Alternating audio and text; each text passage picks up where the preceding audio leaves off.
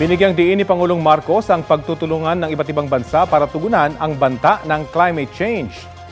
Sa pinangunahan niyang salo-salo sa Malacanang Palace, kasama ang mga bisita at kalahok sa Asia-Pacific Ministerial Conference on Disaster Risk Reduction. Umaasa ang Pangulo na makatutulong ang pulong na ginagawa rito sa Pilipinas hanggang October 17 sa pagtalakay ng mga pwedeng gawin kaugnay sa climate change. Kailangan daw bumuo ng mga epektibong strategiya ukol sa disaster risk reduction at hinimok ang mga bansa na magkaroon ng collaborative efforts.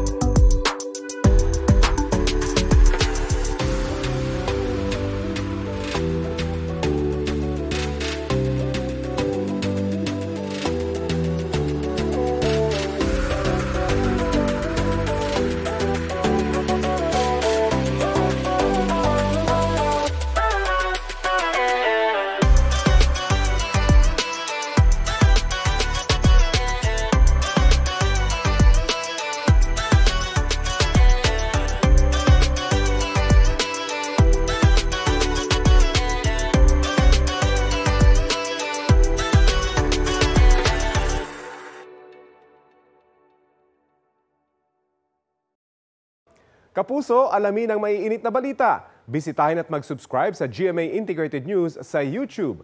Sa mga kapuso abroad, samahan niyo kami sa GMA Pinoy TV at sa www.gmanews.tv.